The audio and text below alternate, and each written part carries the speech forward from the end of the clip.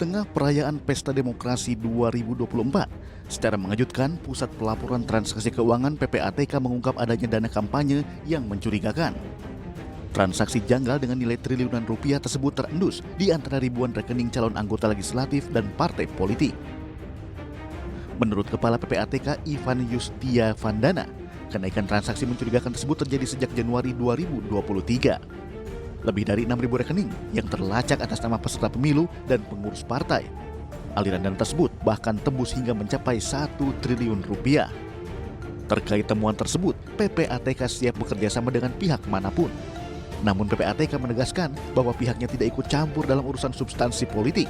PPATK hanya fokus pada pencegahan tindak pidana pencucian uang. Rekening dari beberapa partai politik itu dan pihak terkaitnya justru melonjak secara tajam, bahkan di atas 100% dengan nilai lebih dari 1 triliun rupiah.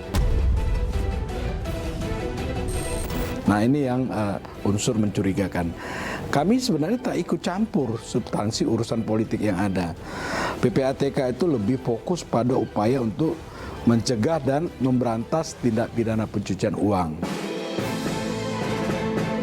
Di sisi lain, Menko Polhukam Mahfud MD mendorong pengusutan tuntas dugaan transaksi janggal dalam penggalangan dana pemilu 2024. Supaya diusut tuntas, itu biasa aja. Sudah sering banyak yang begitu. Tidak hanya kali ini judulnya ke parpol, gitu, tapi harus diusut tuntas. Saya akan ikuti terus ini sesuai dengan tugas saya. Atas temuan dana kampanye janggal tersebut, Bawaslu mengingatkan seluruh partai politik peserta pemilu 2024 untuk patuh dan taat dalam menggunakan rekening khusus dana kampanye atau RKDK.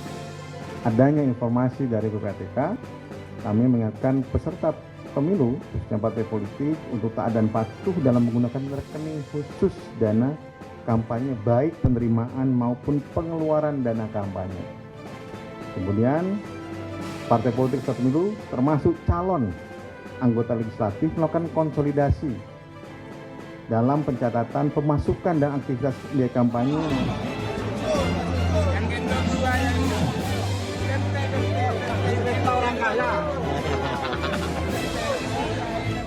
Laporan PPATK tentang adanya temuan dana kampanye janggal seolah menegaskan bahwa politik uang masih merajalela. Komisi Pemilihan Umum telah merilis laporan dana awal kampanye untuk masing-masing paslon. Pasangan nomor urut 1 Anies Muhaimin sebesar 1 miliar rupiah yang berasal dari sumbangan paslon. Pasangan nomor urut 2 Prabowo Gibran tercatat memiliki dana kampanye terbanyak dibandingkan 2 pasangan lainnya dengan total dana kampanye 31,4 miliar rupiah.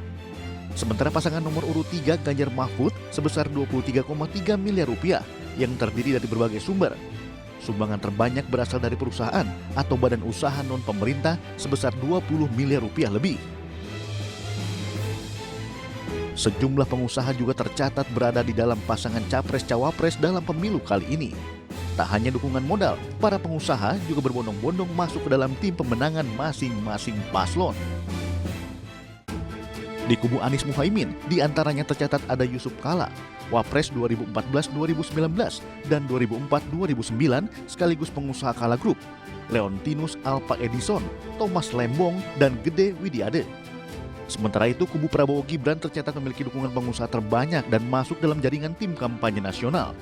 Seperti Rosan Roslani, mantan wamen BUMN yang menjabat ketua tim kampanye nasional, Abu Rizal Bakri, Hasim Joyo Hadikusumo, Paulus Totok Lusida, Erwin Aksa, Theo Sambuaga, Pandu Syahrir, hingga Putri Kuswisnu Wardani. Pasangan Ganjar Pranowo Mahfud MD juga memiliki sejumlah nama pengusaha yang masuk dalam tim pemenangan nasional. Seperti Arsyad Rashid, Ketua Umum Kadin yang menjabat Ketua Tim Pemenangan Nasional, Haritanu Sudibyo, Denon Prawira Atmaja, Heru Dewanto, dan Bagas Ada Dirga.